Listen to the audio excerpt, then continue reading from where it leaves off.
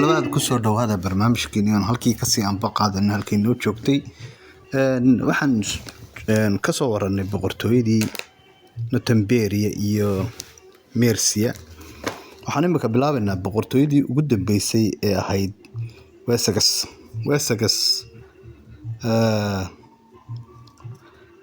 Wessex waqtigii ugu horeeyay ninkii qabtay Carthage ayaa loo jiray 519 ilaa 534 qabtay Cynric oo inankiisa ahaa qabtay 534 ilaa 560 Henwelin ayaa isaguna la wareegay oo inankiisa ahaa 560 ilaa 590 Cole oo isaguna qabsaday markaa garo oo Cole baa isaguna oo inankiisa qabsaday 590 ilaa 597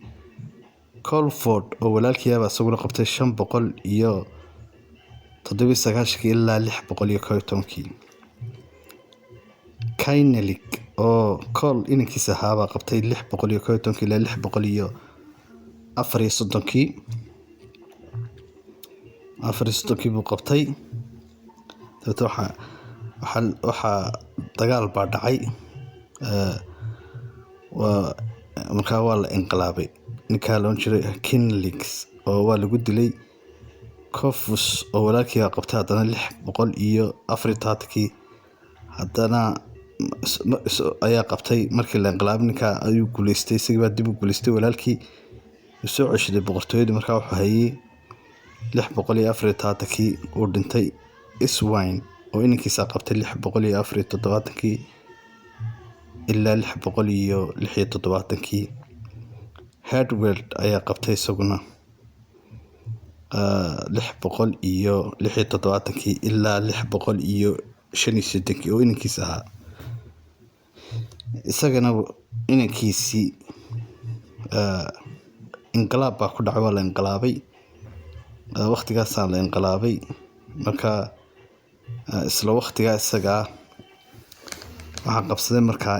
Inia oo qabsaday 683 ilaa 676 isla waqtiga buu la wareegay Catred oo walaalkii qabtay dagaal baa dhacay sokay hadana arbashad fara badan baa dhacday dagaal badan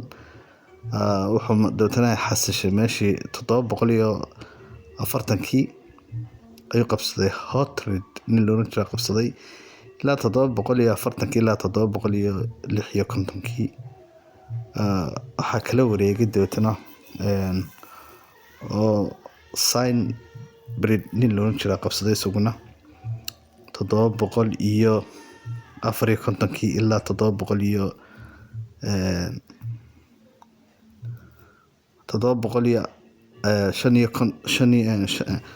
756 ilaa 757 buu haystay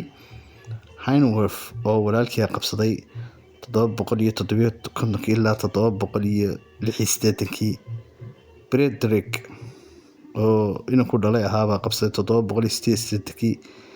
ilaa 702 buu qabsaday inta u dhaxaysa waxa isku qabsaday boqortooyada isla family baa isku qabsaday markii dambe ninkaas loo gartay Egbert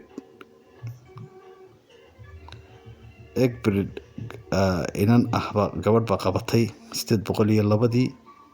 ilaa 837 inankeeda haddana qabtay Helford la oran jiray 897 ilaa 853 Helford ayaa soo qabtay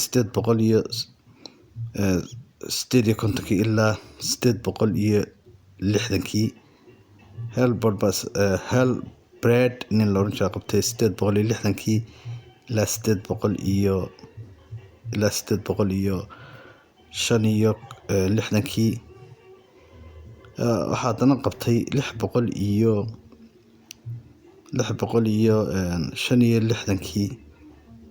ilaa 865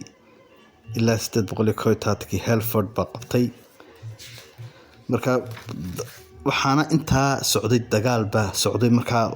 waxaa maamulka markaa hayay Wessex-ka hayay oo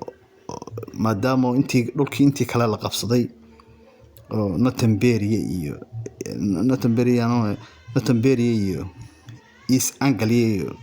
qayb ka mid ah Mercia ay qabsadeen Viking-ku dhexdooda dagaal ka dhaceen. Marka Viking-ku waxay ahaan iyagu asal ahaan Norway ka soo jeedeen, niman Norwegian ahayn oo Viking-ku sideedaba waxay kala weerareen taariikhda qaybta dambe ka dar doona xaggani Faransiiskana weerar bay ku qaadeen, isla qaybtan Ingiriiska half bay qabsadeen. Marka waxa iska caabin xoog oo ay soo dhaafi kar waayeen boqortooyadan ugu dambeysay la oran jiray Wessex oo runtii Wessex-ku ay yihiin nimankii gundhiga u ahaa England ama England nimankii dhisay ahaayeen.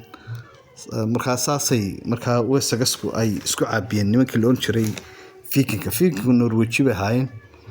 Viking-ku sideed waxaa nimankii ugu horeeyay Stavanger Columbus ninkii la oran jiray America helay